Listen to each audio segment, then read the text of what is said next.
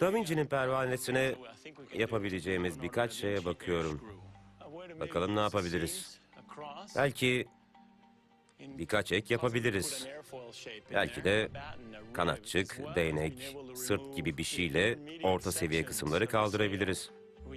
Bağlarını kesip tekli bıçaklar ekleyebiliriz. Bütün bunlar yapılabilir ama yapamamamız için herhangi bir sebep göremiyorum.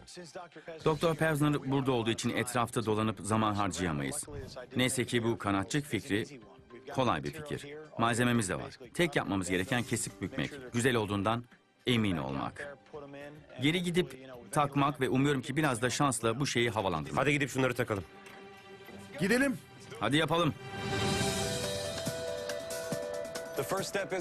İlk olarak bu parçaları keseceğiz. Büyük yelkeni yerinde bırakıp bazı parçaları açıyla yeniden bağlayacağız. Bu gerçekten farklı görünüyor. Tam olarak Leonardo'nun defterlerinden fırlamış bir şeyle başladık ve formuna uygun göründü. Ama sonra çalışmadığı için Terry ve takım üzerinde bir takım düzenlemeler yapıyorlar. Dolayısıyla ilk seferki kadar güzel görünmüyor. Ancak sanki bir sonraki adıma evrilmiş gibi görünüyor. Çalıştırmak için her şeyi yapma adımı. Juan bu değişimin 1 saat süreceğini söylemişti. Tam 1 saat sürdü. Doğru. Eskisi gibi güzel gözükmüyor. O kadar zarif değil ama. Evet, Değil mi? zarif değil. Evet, Bir uçan zarif makineye değil. göre çok daha iyi görünüyor. Bence güzel. Hazır mısınız? Pekala. Hadi yapalım. Hadi şunu Pozisyonlarınızı alın. uçuralım artık. Eğer biri çığlık atarsa Kaçın. kaçın. Tamam. Doktor siz de izleyin. Bakın kaldırabilecek miyiz? İzleyeceğim ve haber vereceğim.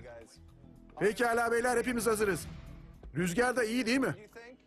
Hadi şu Rüzgarı bebeği iyi. uçuralım artık. Pekala kalkışa hazırlanın. Ve gözlerinizi Hadi. kablolardan ayırmayın. Bakalım bir şey görecek miyiz? Hadi çocuklar. Evet, dikkat et Terry. Eğer sana doğru gelirse haber veririm. Çünkü önce yüzüne çarpacak. %15. Daha hızlı gidemez mi bu? %67. Hadi ama havalan artık. Kendimi çok büyük bir balık yakalıyor gibi hissediyorum. İşte bu. İşte Hala budur. aşağıdayız. Pekala bırakalım bakalım ne olacak. Bırakın. 1, 2, 3. Bir rüzgar hissettim ama kalktığını görmedim. Temeli kesinlikle 15-20 santim oynadı. Titreşimde olabilir ama değil mi? Bu an temelinin oynadığını söylüyor. Havalanmaya gerçekten çok yakın olduğunu söylüyor. Bu sadece boşa umut vermek. Hadi son bir şansımız daha var. Şunu yapalım artık. Tekrar başlıyoruz. %60 civarında. Ve hızlı. Temeli hareket ediyor. Temeli hareket ediyor. Tamamı bu. Temeli hareket ediyor. 1, Çok güzel. 2, 3.